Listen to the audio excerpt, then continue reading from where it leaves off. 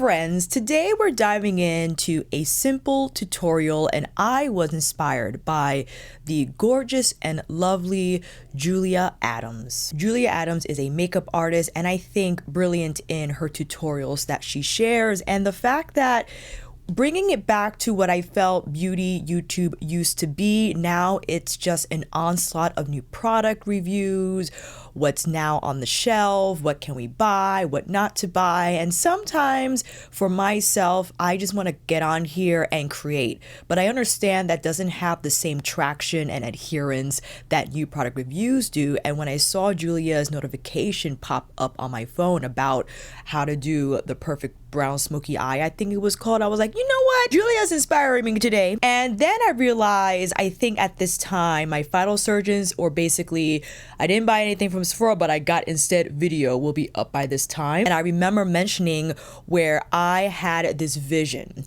of creating a makeup look using the new Phytosurgence Ignite and Rosy Blaze, one of their cream bronzers, with Natasha Denona's retro palette. The tones from Rosy Blaze and Ignite, when I applied them for the first time on my cheeks, I immediately thought of the color story that exists in retro, and I had to come back on here. I don't care if this don't do well. I don't care. I just needed to share because I feel some of you out there will appreciate this. And yes, I do have a membership channel where I could have uploaded this tutorial on, but I do rely on that channel for lives. So if you wanted to join and just see me kind of unhinged in a live format, I have several of those videos up already on the membership channel. But today, family, we're going to create a makeup look with these rosier mauvey tones that, my goodness, Ignite, the Rose Chai. When I read Rose Chai for the first time, Phytosurgence teased this color on their Instagram. I was sold. So now that we have laid out the agenda for this video, it's time for you to come in a little closer. That's enough. I will have all products listed down below that I have on my face, but a quick rundown. I do have the House Labs on, the Skin Tech in 330, dotted a little concealer from the Forever, which is way past 6 months, but don't care. Lancome 350 under the eyes, a little bit of powdering from the Shiseido, and Lisa Eldridge Lip Embrace in Sorcery. Couldn't have been a better pairing with this whole Rose Chai, rose inspired makeup look featuring retro. Gotta go in with Rosy Blaze first and see the undertone of this cream bronzer. And I had mentioned this in my original video that Phytosurgence was so kind to throw in number 7. I purchased number 6 and originally was going back and forth between 6 and 7, but I think it's originally categorized as 5 and 6. 5, or the odd numbers in the lineup for the cream bronzers, being the more golden undertone, and the even numbers, I believe, being the rosy undertone. And I was going between 5 and 6 because I think that was like the medium tan part of the spectrum. And I sit there, you know, around there. And when I saw Rosy Blaze, just the name alone I felt was unique, and I thought I didn't have anything in my collection, specifically my bronzer collection, that mimicked that shade, and I was correct. This is unlike anything I have in my collection, and I wanted to dive in, applying this shade. I had tried a few different brushes in my original video, and I'm just like looking to see if we can do something else. I would like to try this cream bronzer with Sonia G's Classic Base, a round dome brush that is a synthetic and natural fiber hybrid brush, and you have to work the product in.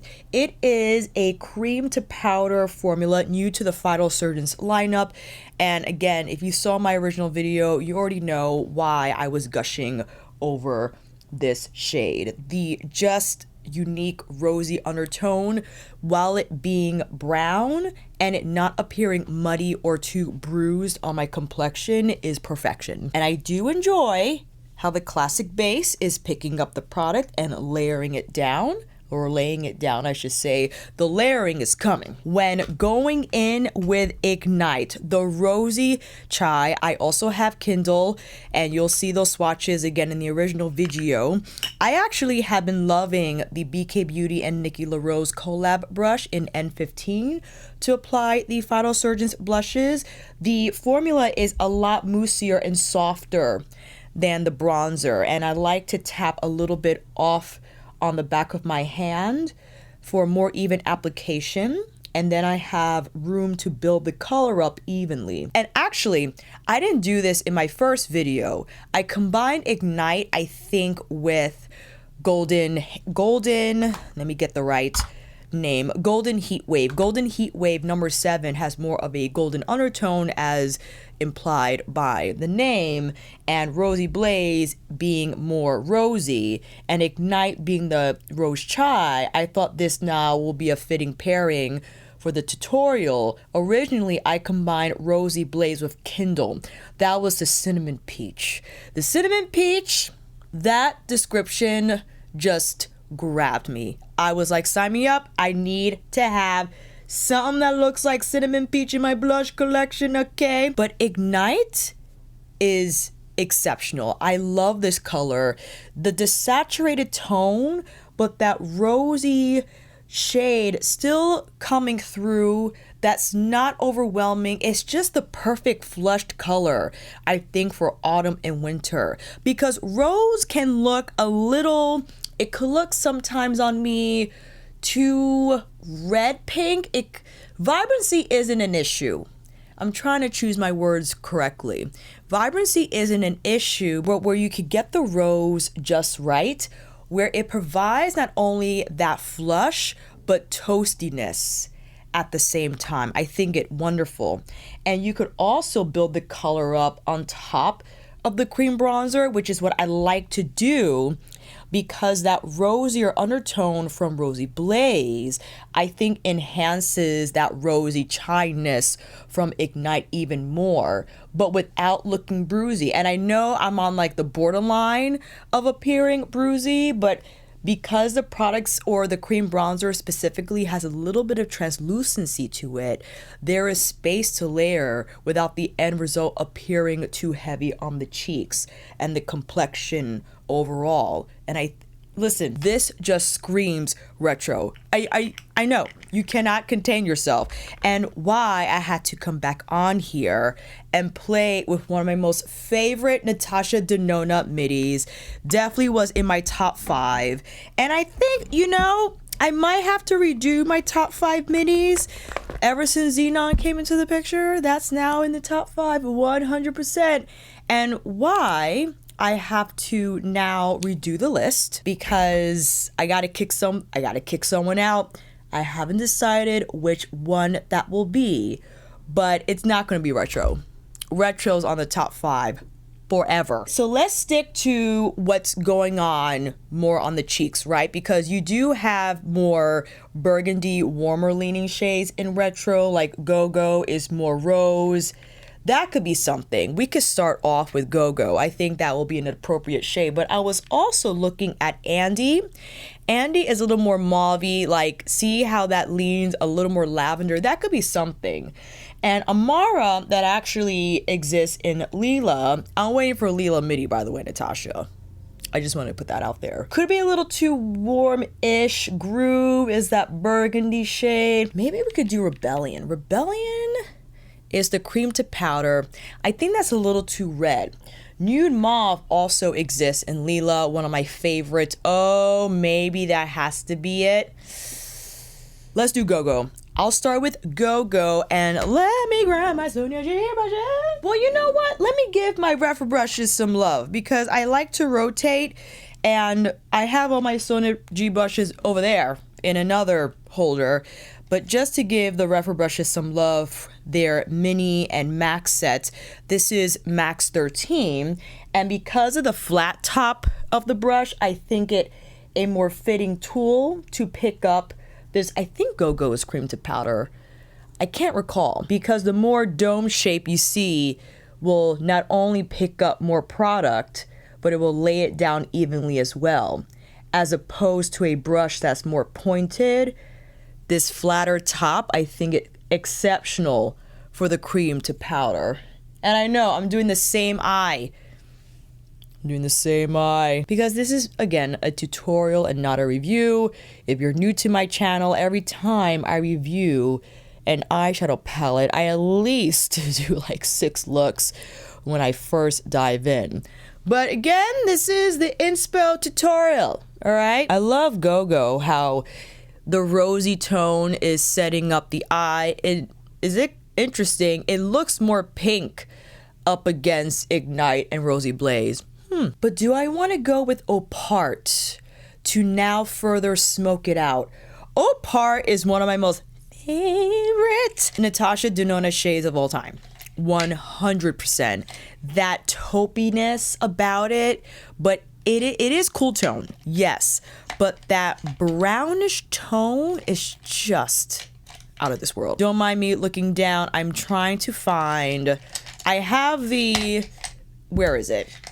Yes, I wanted 01 Mini so I could pick this up on the flat side, tap, and build carefully because I like Go-Go as our setup shade, and I think Opart will pair nicely in giving a little bit more smoke. But that's why I like the cream to powder, because it's easy to blend and there's room to make mistakes, you know what I mean? With a powder, it might be a little intense and intimidating with a color such as Opart, but the cream to powder formula softens the finish and the look overall of the shade. Just bringing it out slightly here.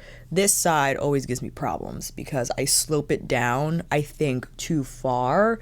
My angles are always off. Going back with my 13 to whisk the edges there. Isn't that beautiful? Oh, I love. I'm gonna do this side as well.